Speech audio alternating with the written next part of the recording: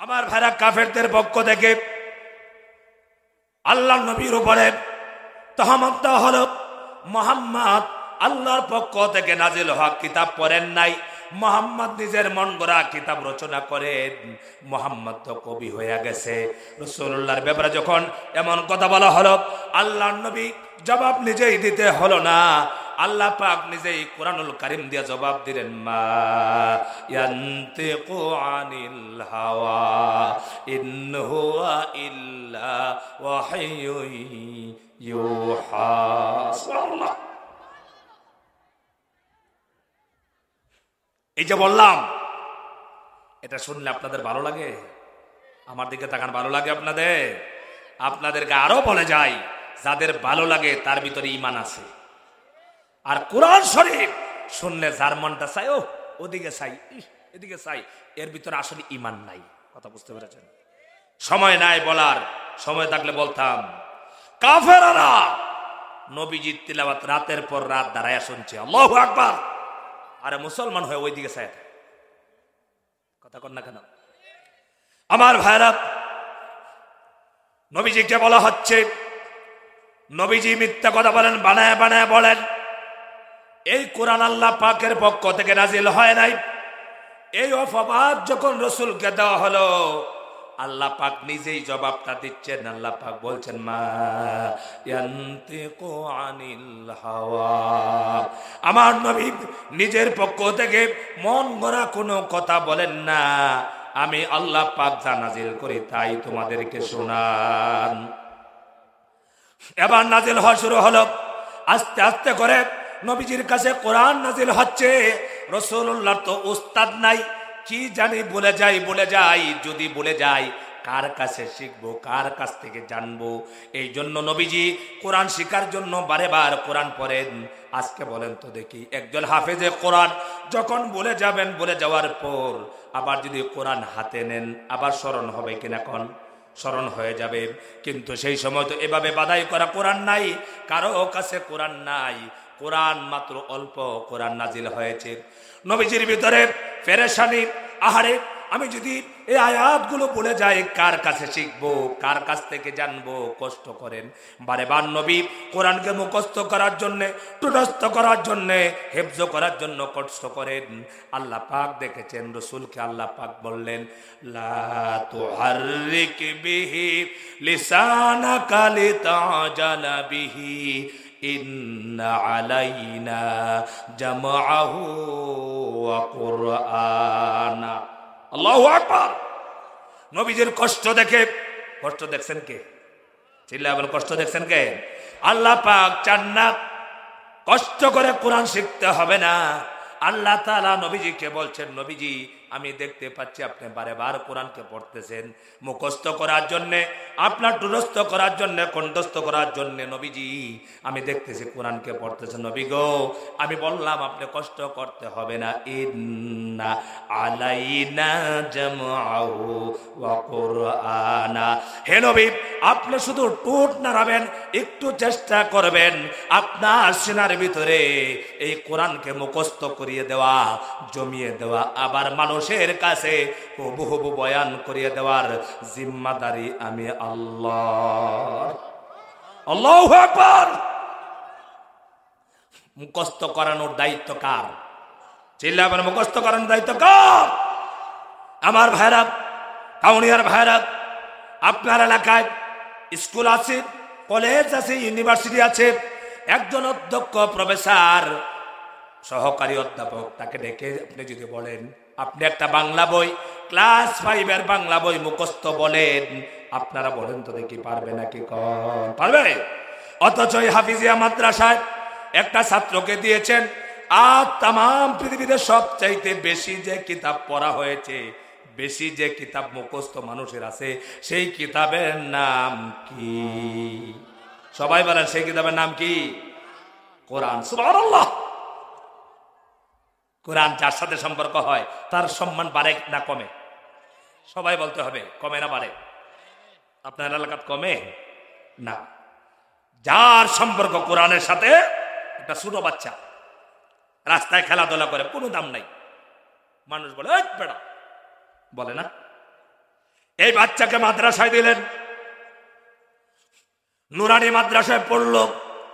কয়েকদিন পর উস্তাদ বলেছে কায়দা তার শেষ হয়ে গেছে, এবার কোরআনের সবক নিবে। সবাই একটু মিষ্টি দিল, দোয়া করলো, কোরআনের সবক নেওয়া হলো। এই বাচ্চা যখন কোরআন পড়া শুরু করলো, 1 পারা 2 পারা 3 পারা, হঠাৎ করে একদিন খবর এলো তোমার অমুক ছেলে আব্দুল সালাম কোরআনের হাফেজ হয়ে গেছে। হয় কিনা? এবার মা খুশি, বাবা খুশি, আত্মীয় স্বজন সবাই খুশি, কমিটি খুশি, উস্তাদ সবাই খুশি হলো। বাচ্চার সম্মান বেড়ে গেল। এবার এই বাচ্চাকে মানুষ এই বলে ডাক দেয় না, ধমক দেয় না, দেয় নাকি কোন? এই বাচ্চাকে ধমক দেয় না, বরঞ্চ নামাজে যাওয়ার পর বাবার বয়সী মুরব্বিয়ানে কেরাম যখন নামাজের মুসল্লায় দাঁড়ায়া যায়, এমন ছোট বাচ্চাটা হাফেজে কোরআন হওয়ার কারণে বাবার বয়সী মানুষগুলো তার পিছনে দাঁড়ায়া ইক্তেদা করে নামাজ আদায় করা শুরু করে দেয়। অবাস্তব কথা না বাস্তব কথা? চিল্লা এবং অবাস্তব না বাস্তব? এই বাচ্চাকে কি কেউ ইমাম বানাতো? এই বাচ্চার পিছনে কেউ নামাজ পড়তো না।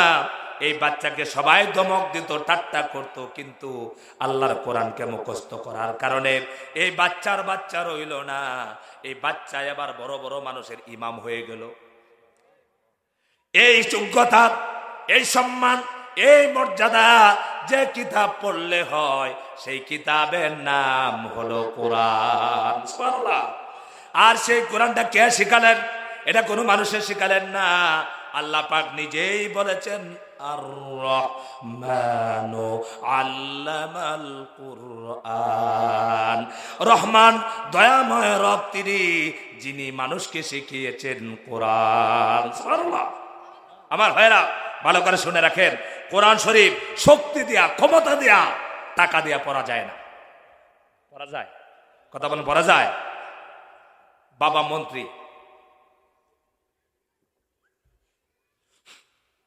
এমপি, চেয়ারম্যান, টাকা আছে, আল্লাহ পাক তার সিনার ভিতরে যদি কোরআন না দেয়, টাকা দিয়ে হাফেজ হতে পারবে?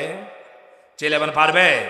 রাস্তার ফকির, গরিব, সমাজে দাম নাই, রিক্সা চালায় বাবা, ছেলের মাদ্রাসায় দিছে, হাফেজ হয় কিনা? কোন হয়? এটা কার কালাম? আরো চিল্লা সবার জবান থেকে শুনতে, কালাম কার? আল্লাহর কালাম। সিনার ভিতরে দোকানকে। আমার ভাইরা, একটি বই, একটি মাদ্রাসা স্কুলের ক্লাস 5 বই, একজন শিক্ষক বাংলা বইকে মুখস্থ করে বলতে পারবে না, কিন্তু একটি ছোট বাচ্চা মহাগ্রন্থ আল কোরআন, মহাসমুদ্র। কেমন সমুদ্র! এই কোরআন এমন ওজনী কিতাব, আল্লাহ পাক নিজেই বলেছেন এই কিতাব কিন্তু হালকা কিতাব নয়। ইন্না সানুলকি আলাইকা কাওলান সাকিলা। আল্লাহ তাআলা নবীজিকে বলছেন, হে নবী, আপনার উপরে আমি হালকা কিতাব নাজিল করি নাই, আপনার উপরে ভারী কিতাব, ওজনী কিতাব নাজিল করেছি। কেমন ওজন আপনারা শুনবেন নাকি? আপনারা যদি বলেন হুজুর এই কোরআনের তো কোনো ওজন নাই, 1 কেজি হবে, আধা কেজি হবে। আল্লাহ পাক নিজেই নিজের কোরআনের কথা বলছেন, লাউ আনজালনা হাযাল কুরআনা আলা জাবালিন লারাআইতাহু খাশিআম মুতাসাদ্দিআম মিন খাশিয়াতিল্লাহ ওয়া তিলকাল আমসালু নাদরিবুহা লিন-নাসি লাআল্লাহুম ইয়াতাফাক্কারুন।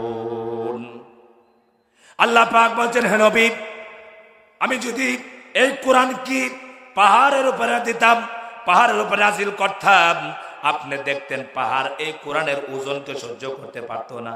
বলেন তো দেখি, মানুষের গায়ে শক্তি না পাহাড়ের শক্তি বেশি?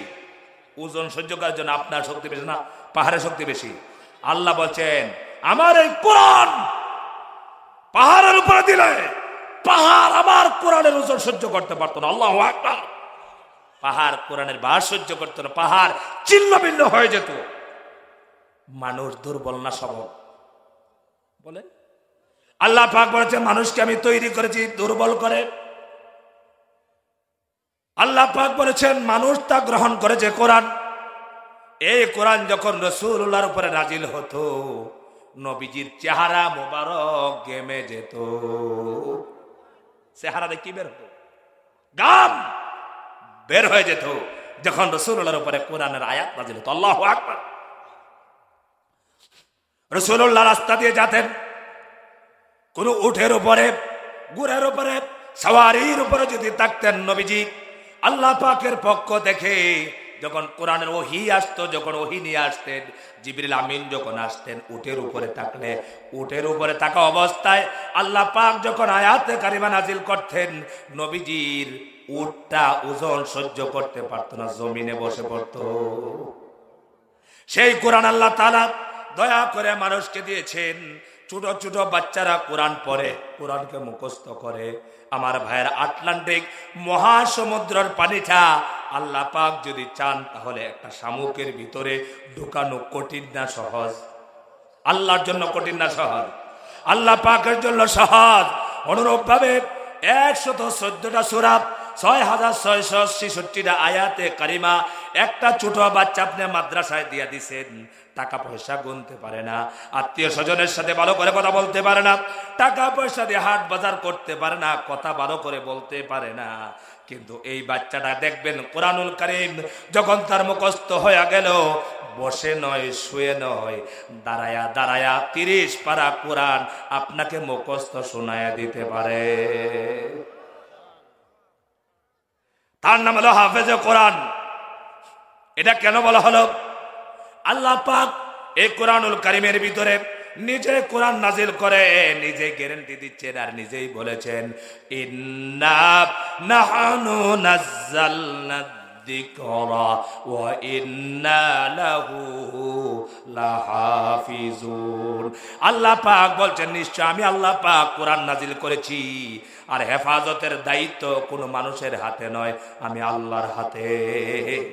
চিল্লাবেন, কোরআন নাজিল করেছেন কে? আর হেফাজতের দায়িত্ব কার? আল্লাহ পাক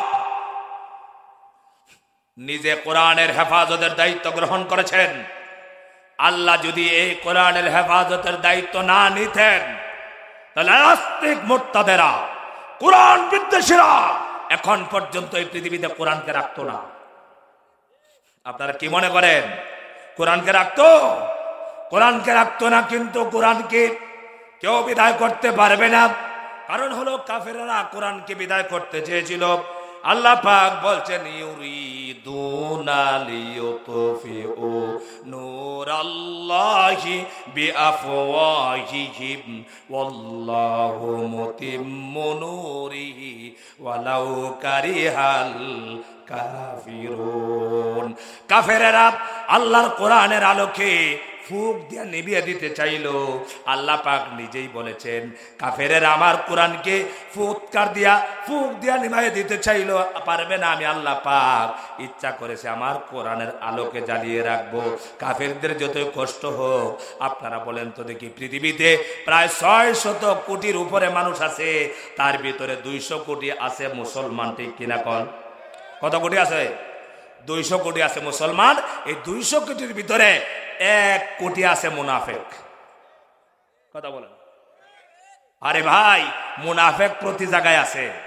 যারা কোরআনের আইন চায় না, যারা কোরআনের সমাজ চায় না, যারা আলেমদেরকে শরীরের মধ্যে অ্যালার্জি হয়, এগুলো 1 নম্বর মুনাফেক।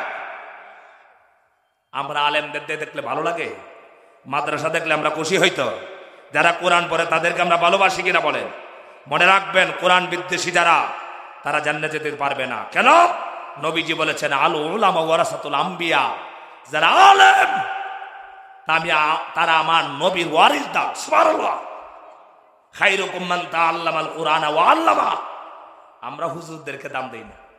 আমরা মাদ্রাসার হুজুরদেরকে, মাদ্রাসা ছাত্রদেরকে আমরা মনে বলি কাঠমোল্লা, অথচ নবীজি। আচ্ছা বলেন তো দেখি, পৃথিবীর সমস্ত নেতাদেরকে একত্র করলে আমার রসুলের পায়খানার সমান মর্যাদা হবে? কথা বলেন, হবে?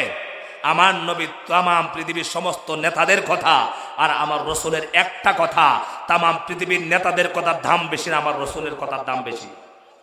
আমার নবীজি বলেছেন, দুনিয়াতে শ্রেষ্ঠ মানুষ হলো খায়রুকুম মান তাআল্লামাল কুরআনা ওয়া আল্লামা। যারা কোরআন পড়ে এবং নিজে পড়ায়। সুবহানাল্লাহ বলবেন না? যারা নিজেরা শিখে আরেকজনকে শিখায় তারা হলো দুনিয়ার শ্রেষ্ঠ মানুষ। আমার ভাইরা বলছিলাম, কাফেরেরা এই কোরআন কি জমিন থেকে বিদায় করতে চাইল, আল্লাহ পাক চাইলেন কোরআনকে জ্বালায় রাখবেন। যেমন ভাবে এই যে কারেন্টের আলো দেখছেন, এই আলোটাকে নিবানোর জন্য যদি আপনারা যারা আছেন সবাই হাজার হবার চেষ্টা করেন, একটা বাতিকে সারা বছর ফুক দিয়ে নিবাতে পারবেন নাকি? কোন গ্রামের চাচা জীবনে শহরে যায় নাই, শহরে গেছে বিদ্যুৎ। আপনাদের এলাকায় মনে হয় কত বছর আগে আসছে? এখানে 20-25। আমার এলাকায় গেছে 10 বছর। বিদ্যুৎ আসার আগে যারা আজ থেকে 50 বছর আগে, 100 বছর আগের মুরব্বী যারা, ওনাদেরকে যদি বলা হতো এই যে মোবাইল যে এইভাবে কথা বলবে, ভিডিও কল, তারা কি বিশ্বাস করতো? বলেন, বিশ্বাস করতো? যারা কারেন্ট দেখা নাই, বিদ্যুৎ দেখা নাই, তারাও হয়তো বিশ্বাস করতেন না। আমরা বিদ্যুৎ এসেছে মনে করে সেই যুগে একজন মানুষ, গ্রামের মানুষ জীবনে কোনোদিন বিদ্যুৎ দেখা নাই। কি করে নাই? বিদ্যুৎ দেখা নাই, কারেন্ট দেখা নাই। শহরে গেছে, ছেলে চাকরি করে, শহরে বিদ্যুৎ আছে। রাতে বাবা মুরব্বী মানুষ ঘুমিয়ে যাবে, বৌমা বলছে আব্বা আপনি ঘুমানোর আগে আপনি ওই লাইটটা অফ করিয়া ঘুমাবেন। গ্রামের চাচা তো অফ বুঝে না। গ্রামের চাচা বুঝে কি? নেবানো, নিবায় ফেলা, ফুক দিয়া নিবানো। চাচা মনে করছে আমার গ্রামের কফি বাতির মতোই মনে ফুক দিয়ে এটা নিবায়। চাচা দাঁড়ায়া সারা রাতে এটাতে ফুক দিছে। ফুক বুঝেন আপনারা? ফু দিছে। আচ্ছা বলেন এই বাতি কি নেবে? এই যে নিবানোর জন্য কি লাগবে বলেন? সুইচ। সুইচে শুধু একটা ডিবা দিবেন, সাথে সাথে এখানে যত আছে সব বন্ধ হবে না এক সুইচে। এই সারা দেশে যদি একটা সুইচ থাকে আর কারেন্টের আলো থাকে, বাতি থাকে, সবগুলো বন্ধ করার জন্য সুইচ একটাই তো যথেষ্ট। কথা বলে না কেন? আর সুইচে টিফা না দিয়া যদি পাশে গিয়ে আপনি খালি ফুক দিতে থাকেন, আপনার জীবন শেষ হবে, নিভাতে পারবেন? আমার সম্মানিত ভাইরা, হাসির জন্য বলি নাই, আল্লাহ পাক এই কোরআনের আলোটা দিয়েছেন, বাতিটা দিয়েছেন, নূরটা দিয়েছেন। কোরআনের এক নাম হলো নূর। আল্লাহ পাক বলেছেন আমি কোরআন দিয়েছি, কিন্তু এটার সোর্স আমি আল্লাহর হাতে। ঠিক কিনা বলো? আমি আল্লাহর হাতে সোর্স। দুনিয়ার বেঈমানেরা, কোরআন বিদ্বেষীরা, যারা কোরআনের রাজ চায় না, কোরআন আন্দোলনকে পছন্দ করে না, ইসলামী সমাজ চায় না, তারা যতই চেষ্টা করুক আমার জমিন থেকে আমার কোরআনকে বিদায় করতে পারবে না। কোরআন যদি কেউ বিদায় করতে চায়, আমরা জীবন দিয়ে হলো কোরআনের পক্ষে লড়াই করতে আছি। রাজি আছি? কারা হাতগুলো দেখায় দাও। লিল্লাহে তাকবীর, লিল্লাহে তাকবীর। মনে রাখবেন কোরআন আল্লাহর কালাম। কোরআন কার কালাম? কোরআন পড়লে সম্মান বাড়বে, কোরআন তেলাওয়াত করলে সম্মান বাড়বে, কোরআনের সাথে সম্পর্ক রাখলে সম্মান বাড়বে। একটা হাফেজ এসা কোরআন যখন হলো, আপনার বাচ্চা যখন হাফেজ হলো, এবার আপনাকে বলে হাফেজ সাহেবের বাবা। কি বলে?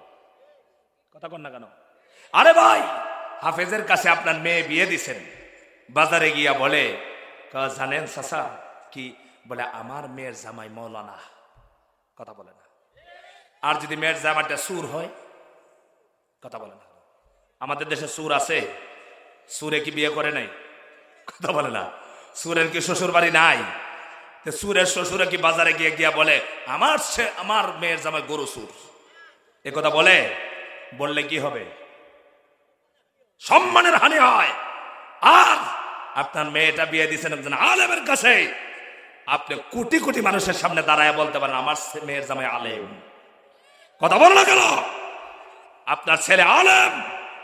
কয়েকদিন আগে এক জায়গায় দাওয়াত খেতে মাহফিলে গেছে, আপনাদের এইদিকে লালমনির হাট।